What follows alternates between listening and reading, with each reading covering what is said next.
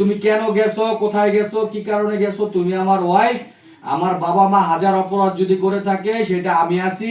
আমার বাবা মা তোমাকে ভাত কাপড় দেয় না, আমার বাবা মা তুমি সংসার করো না, সংসার করো আমার।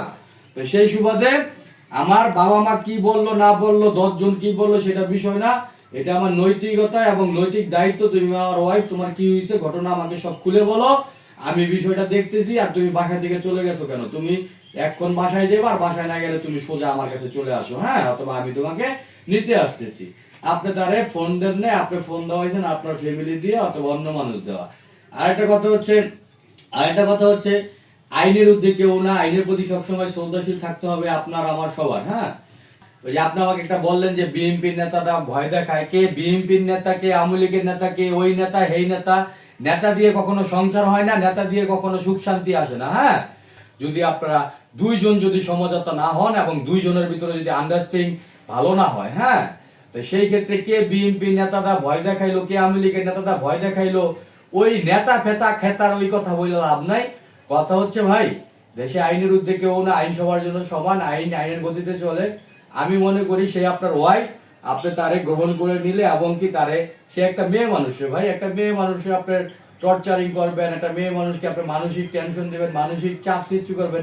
মেয়েরা তো এগুলো করতে পারে না, মেয়েরা তো এগুলো মাথায় নিতে পারে না। হ্যাঁ, আপনি তো দেখি উগ্র মেজাজ মনে হয়। আমার মতন টেনশন করলে আপনি কি করবেন? আমার মতো টেনশন, আমি তো কত টেনশন মাথায় রাখি, কত চিন্তা ভাবনা মাথায় রাখি। হ্যাঁ, তো এগুলাই তো ভাই আমরা ছেলে মানুষ। এখন কথা হচ্ছে কি, আমি আপনাকে হাত জোর করে অনুরোধ করব, বিনয় সুরে অনুরোধ করব, আপনার ঘরেও মা বোন আছে, আমার ঘরেও মা বোন আছে, এবং এই মেয়েটা আপনারও বোন হতে পারতো, আমারও বোন হতে পারতো। আপনার মেয়েটাকে সুন্দর মতন আপনার ঘরের ইজ্জত ঘরে নিয়ে যান, এবং তার সাথে সুন্দর মতন আমি দোয়া করি। আপনাদের একটা সন্তান আছে, যে বাচ্চাটার বয়স কত? 5 বছর। হ্যাঁ, 4 বছর। 4 বছর যে সুন্দর আল্লাহ একটা সন্তান দিছে। মানুষ দেখেন এমনও পৃথিবীতে আছে কোটি কোটি টাকা খরচ করতেছে, একটা সন্তান জন্ম দিতে পারে না। একটা সন্তান আপনাদেরকে আল্লাহ দিছে, এর থেকে বড় নেয়ামত আর পৃথিবীতে কিছু হয় না। হ্যাঁ, এখন আপনি আরেকটা জিনিস হচ্ছে যে সুন্দর কালো কালো ধলা ধনী গরিব এইগুলো দিয়ে কখনো ভাই সংসার হয় না। এগুলো দিয়ে কখনো আপনি ভাই সুন্দর একটা বিয়ে করবেন, ওই সুন্দরের ভিতর থেকে মনে করেন যে আজরাইল হতে পারে, সুন্দরের ভিতরে আজরাইল হতে পারে না। দেখে সাদা চামড়া বিয়ে করলেন, ওটা তো আজরাইল হতে পারে না, এরকম এটা কিছু না ভাই। ধনী গরিব সবই আল্লাহ বানাইছে। আপনি দেখবেন যে আপনার দিন শেষে ডাল ভাত খেয়ে ভালো আছেন কিনা, আপনার সংসারটা সুখী আছে কিনা, আপনার ওয়াইফ আপনাকে কেয়ার করে কিনা, খেয়াল রাখে কিনা। ভাই আমি আপনাকে একটা কথা বলবো, যে আওয়ামী লীগ বলেন, বিএনপি বলেন, অমুক নেতা বলেন, পুলিশ বলেন, যাই বলেন, সংসারটা হচ্ছে মূলত নিজেদের দুইজনের ভিতরে। বাবা বলেন, মা বলেন, শ্বশুর শাশুড়ি বলেন। হ্যাঁ, আমি আপনার কাছে হাত জোর করে বিনয় সুরে অনুরোধ করব যে মেয়েটাকে আপনি সুন্দর করে আপনার ইজ্জত আপনি ঘরে নেন। এখন আল্লাহ আপনি বলতে পারেন। হ্যাঁ, এখন আল্লাহ আপনি বলতে পারেন। ওর সাথে আমার ছেলেটা অসুস্থ ভাইয়া। আমার ছেলেটা অসুস্থ, আমার ছেলেটা এক্সরে করছে, ছেলেটা 2 পাশে এক্সপার্ট, পাশে সবাই কান্নাকাটি করতেছে ওর নিয়ে। তো ওরে 1 মাসের পরে আমার ছেলেটা নিয়ে সবাই টেনশন করতেছে, কান্নাকাটি করতেছে, ছেলেটা বাসায় রাখতে ভাই। আমি ও হয়েছে থেকে ওর পিছনে কত টাকা ডাক্তার কিছু। আরে যাই হোক, এখন শোনেন ভাই, এত লম্বা কাহিনী।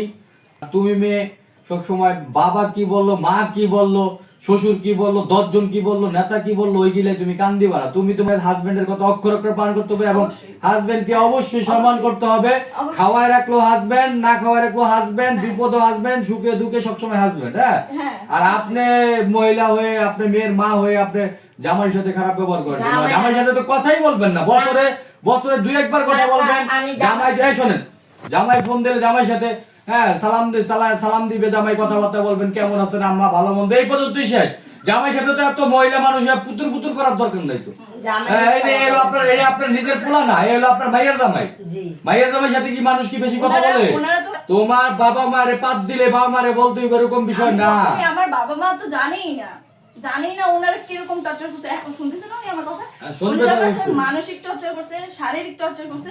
আচ্ছা, সব টর্চার করছে ভালো কথা, তো সবকিছু বাবা মায়ের বলতে হয় না, সবকিছু বাবা মায়ের বুঝাইতে হয় না। হ্যাঁ, আর বাবা মায়ের দিয়ে কখনো জামাই জনের সাথে ঘন ঘন কথা বলা এগুলো ভালো না, এগুলো ভালো পরিবারের কাজ না। উনি জিজ্ঞেস করেন আমার বাবা মা জামাই থাকবে, শোনো, জামাই ভালো খারাপ হোক তোমার জামাই, তোমার জামাই থাকবে মাথার উপরে। সে হাজার অন্যায় করলো, তারে অনেক সময় স্যাক্রিফাইস করতে হবে। তুমি বউ আর সে হলো জামাই। ওই তোমার কিছু হইলে মায়েরে ফোন দিবা, বাবারে ফোন দিবা, অমুক নেতা দিয়ে। শোনো ভাই, এটা আমরা বুঝি, এক হাতে তালি বাজে না। হ্যাঁ, হয়তো তারাও দোষ করছে, তোমরা অপরাধ করছো, কথা তো আর এমনি স্যার, এমনি এই আসে 5 নাই। বছরের ভিতরে আমি একদিনও জানি আরেকটা না জিনিস স্যার, শোনো, আরেকটা জিনিস হচ্ছে তুমি সবচেয়ে বড় অপরাধ করছো, তুমি ঘরের বউ হইয়া তুমি না কয়ে চলে আসছো। তুমি না কয়ে আসবে কেন? তোমার বরিশাল শ্বশুর বাড়ি, তোমার বরিশাল ওই যে সদর থানাতে যাবা, প্রত্যেক জেলাতে থানা আছে, তুমি প্রশাসনিক ব্যবস্থা নিবা। এই শোনো, তো চীনা লাগবে না, চীনা লাগবে না, তোমার বাড়ি ইয়ে না, ইন্ডিয়া না, ইন্ডিয়া হোক জানি হোক, প্রত্যেক জায়গায় থানা আছে, পুলিশ আছে। তুমি ওইখানে গেলে না কেন? পুলিশ কমপ্লেন করলে না কেন যে তোমাকে টর্চারিং করতেছে, তোমার শাশুড়ি মারতেছে, তোমার জামাই তোমার মারতেছে, তুমি পুলিশের কাছে অভিযোগ করতা? অভিযোগ করার পরে পুলিশ দেখতো, দেশে আইন আছে না, এইগুলাই চীনা লাগে না, বলো ভাই। থানা থানা সব জায়গায় আছে, থানা কারো চীনা লাগে না, আমি কারো পক্ষ ধরি না, এইগুলাই বলো না। তুমি সবচেয়ে বড় অপরাধ করছো যে বাড়ি থেকে বের হইয়া। কি করব স্যার? নাইসে কি করব? না তুমি এটা জামাইকে জানাতে এর পারো। আম্মু এর ঘরে রাখা অন্য একটা আমি মেয়ে দেখো। বুঝলাম, এর আম্মু এর ঘরে রেখে আর মাইরা লাইছে, সবকিছু করছে, অত্যাচার করছে, টর্চার করছে। আর এই যে স্যার, আপনার লগে আমি মিথ্যা কথা প্লিজ, বলবো। আচ্ছা সব বুঝলাম, এর মা খারাপ, ছেলের মা খারাপ, বাপ খারাপ, সব খারাপ। ছেলের তো ফোন দেওয়ার দরকার ছিল যে তুমি আমার কি বলো, তুমি তো আমার জামাই। ব্ল্যাকলিস্ট, তোমার নাম্বার ব্ল্যাকলিস্ট করছে, আরেক নাম্বার থেকে রাগের মাথায় ব্ল্যাক, আরেকজনের নাম্বার থেকে ফোন দিতা। এই যে এখন তো আমাকে দিয়ে ঠিকই ফোন দেওয়া হইতে পারছো, এরকম আরেকটা নাম্বার থেকে ফোন দিতা, সে যখন না ধরতো তখন তুমি বলতে পারতা, তাই না? আর তুমি পুলিশ কমপ্লেন করতা। শোনো, আইনের উদ্যোগে কেউ না, তোমার জামাই দেশে এত বড় প্রেসিডেন্ট হয়ে যায় না, আর এত বড় কিছু হয়ে যায় না যে আইনের উদ্যোগে চলে যাবে। আমি বাসা থেকে তো বের হতে পারলে তো কার সাথে মানে ওনার নাম্বার কল দেব, আমাকে তো আচ্ছা যাও, এত কোনো দরকার নাই। ওই জামাই ফোন দেব, জামাইয়ের সাথে কথা বলো, যে সংসার করো, যাও। এইগুলা একটা বাচ্চা হয়ে গেছে, আল্লাহর দিকে তাকায় সংসার করো। আচ্ছা যাই ভাই, শোনেন, ওই যে এরা বরিশাল থেকে আসছে, খুব দূর থেকে, কুমিল্লা না বরিশাল থেকে, অনেক দূর থেকে, কুমিল্লা থেকে, আপনার বাড়ি বরিশাল।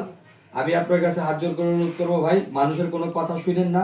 ওই এমপি নেতা খেতা, হ্যাঁ, ওই পুলিশ বলেন, ওটা বলেন, আইন বলেন, কেউ আপনার সংসারে সুখ, না না আমি বলি, কেউ আপনার সংসারকে সুখ শান্তি এনে দিতে পারবে না।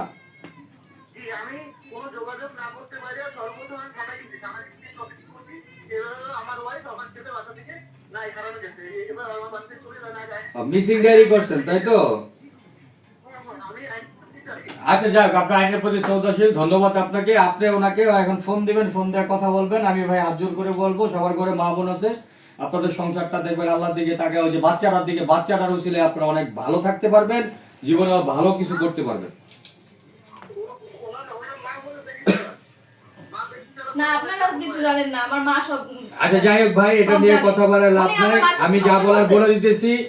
আপনারা একটু ওনাকে ফোন দেন, ফোন দিয়ে কথা বলেন, হ্যাঁ, কথা বলে আমি আপনাকে রিকোয়েস্ট করবো ভাই, হ্যাঁ, ঠিক আছে ভাই, ভালো থাকেন, হ্যাঁ।